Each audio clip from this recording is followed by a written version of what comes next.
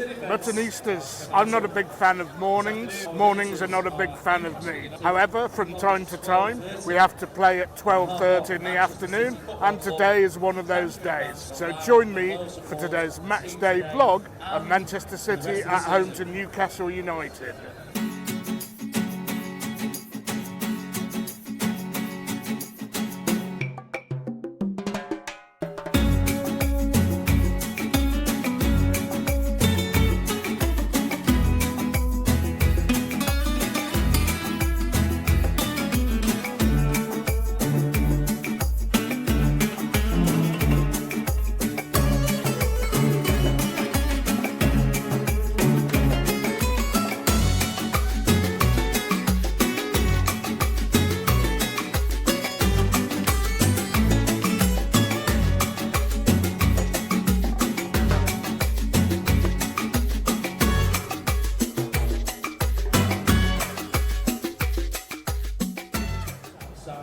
Now then, you might be a little bit surprised to see that I am actually at the stadium to introduce the vlog. That's because I had a ton of things to do this morning.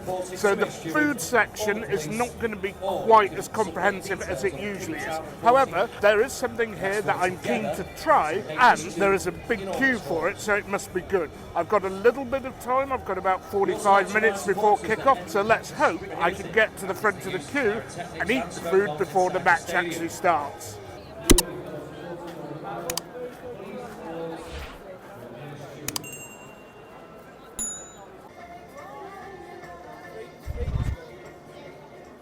Okay, so that took about half an hour for me to queue. Not sure it's worth it. They do their best to get them flying out, but it's such a popular food stall that the queues really mounted. And whilst I did the intro, the queue reached its longest. And of course, by the time I got to the front of the queue, it was at its shortest. Anyway, before I tuck in, and I'm going to have to eat this very quickly, the team news out, of course. Well, it's 15:15 now, so it's been out for a while. And we're playing a sensible 4-3-3 with Edison and Ake, Walker, Akanji and Ruben Dias. And in midfield, we have Gundogan, Rodri and De Bruyne. The only change he's really made, we've got Foden rather than Mahrez, along with Grealish and of course Erling Haaland. So Newcastle have gone well off the boil since their early strong start to the season. Still obviously a dangerous team, but they don't score many. They don't let in many either, but their lack of form and our good form, with the exception of that silly draw at Forest, leads me to believe we'll win comfortably. I'm going to go for 3-0 today for City. Not often I predict that sort of scoreline, particularly against a good defensive team, but we'll see whether I'm right in about an hour and a half's time. And even when pundits have described City's form as being a bit patchy, we've been pretty good at home. Anyway, on to the food. You get 2 of these for your £7.50, so for monopolistic stadium abuse, well, it isn't because there are lots of stalls. It's not too bad in terms of value for money.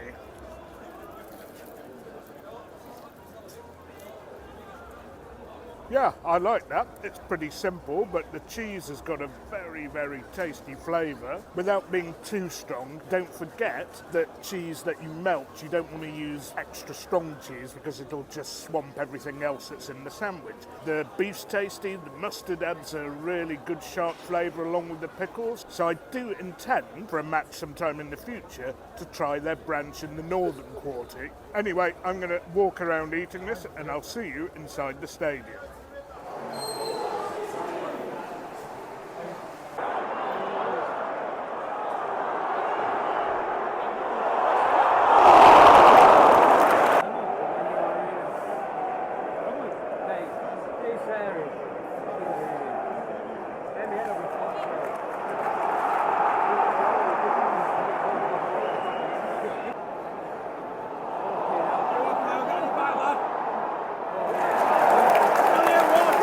So we're 9 in, and that sandwich, by the time I'd queued for it and eaten it, having got here 45 minutes before kick-off, meant I just about got to my seat in time. So not worth it unless you get there early. It was tasty, but not worth it given the queuing time. Anyway, Newcastle have actually started with some attacking intent, so this game might take a completely different pattern to the one I'd expected. They've not come here to sit back.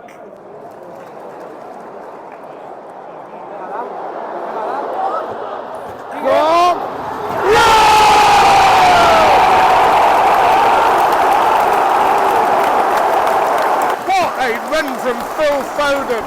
He dribbled past so many players before knocking that in. I don't even know who got the assist there. 1-0 City.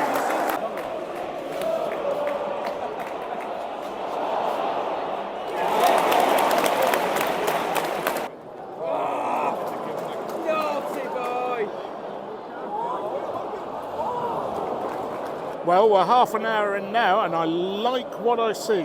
City have penned Newcastle back, sustained pressure, and we've come close on a few occasions just to kill a final ball, and we would have been in again.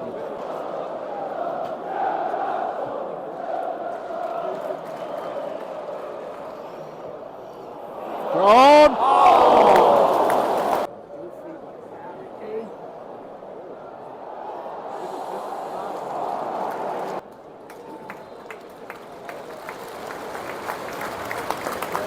So half-time, City 1, Newcastle 0.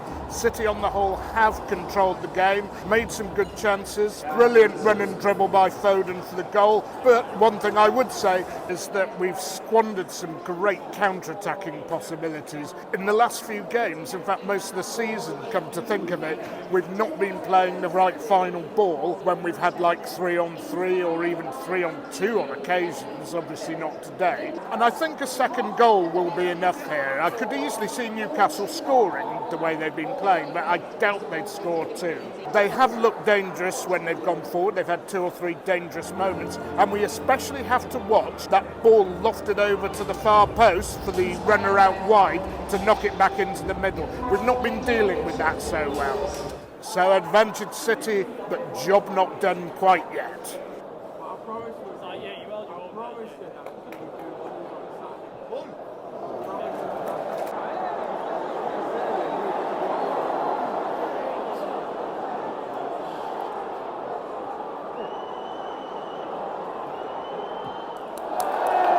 We're 58 in now, another stoppage, and it's got very, very scrappy, both sides giving the ball away for fun, which is usually worse for City than the teams they're playing against, because it's more likely to lead to a serious counter-attack. Come on, get a grip.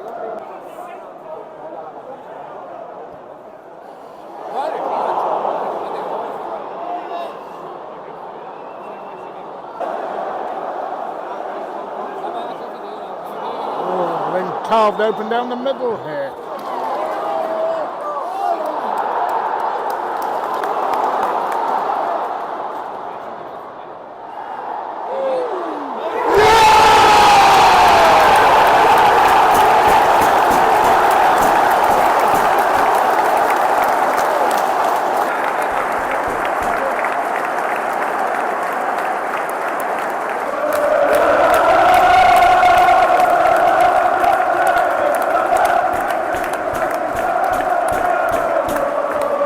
Well, Newcastle were having a really good sustained spell of pressure with some good chances, but City won the ball back. Jack Grealish slipped it to Erling Haaland, and the sub who just come on, who's full of energy and vim, Bernardo Silva, poked it past Nick Pope, who's collected a lot of balls out of the net at this stadium over the years, and he's doing it again today. 2-0 City.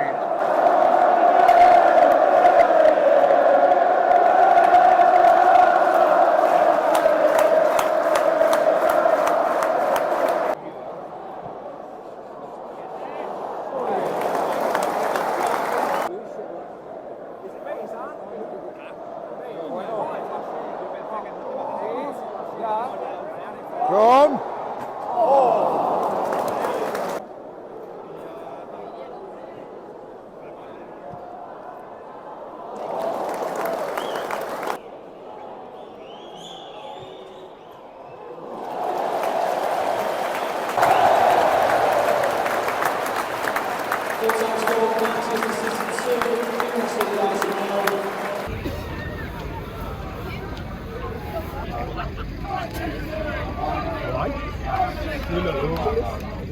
Okay, Muttonistas, I decided not to film the post-match wrap in the city centre because it was absolutely heaving. Took me ages to get away from the ground, so I came to my local suburb of Didsbury to the Fletcher Moss Public House. And a hoppy little number they've served me up to.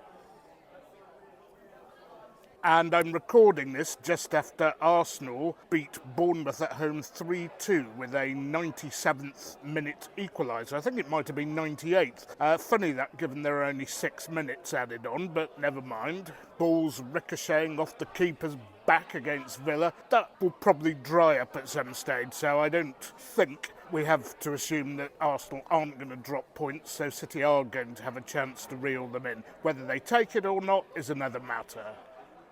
Now, as for today's game, well, 2-0 kind of looks comfortable, but I don't think it was. I mean, the first half we had the best of it, but they had their moments. Callum Wilson not doing very well with a fairly good chance. Breaks, as I mentioned, where they lofted the ball over to the far post for the ball to be played back in. We weren't dealing with that so well. And in the second half, our second goal did come against the run of play. Newcastle were putting a bit of pressure on it, has to be said. They got to the byline a few times, but Kyle Walker, who had a good game throughout, managed to always get back. He's very quick, and he was in the right position to clear when there was a player ready to shoot behind him.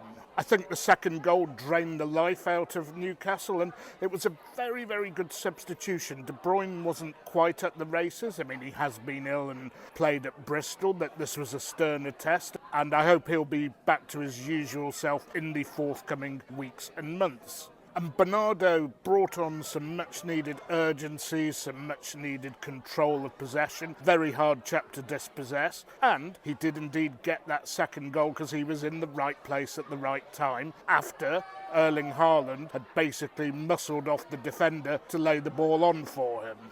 Foden was good, of course, as he was on Tuesday against Bristol City. Now, some of the players at the back didn't actually pass the ball that well. I thought we were a bit sloppy in possession today. Ake played a few short passes, I seem to remember. And even worse, Ederson, his range when he was trying to go long was all over the place. It was a game of press and counter-press, and Newcastle did press very well, but we did play through the press on numerous occasions, and we did set up some really good counter-attacks. The problem is we just couldn't finish off these counter-attacks. I don't know whether Guardiola has changed the way that he wants Erling Haaland to play, but I was shocked to see that Haaland on most of these counter-attacks was behind the play by some considerable distance. He's the player you think would be in the thick of it, ready to receive that final ball from the counter-attack and stick it away. So, not sure what's going on there. If you've got your own views, please leave a comment in the comment section. I'm going to love you and leave you, Muttonistas. Room for optimism here because that's another tough fixture out of the way. Next vlog will be at Crystal Palace away. That'll be coming next weekend. And until then, don't forget, keep liking, keep subscribing, keep sharing. Please tell all your friends about me. But most of all, don't forget, you can't beat a bit of mutton.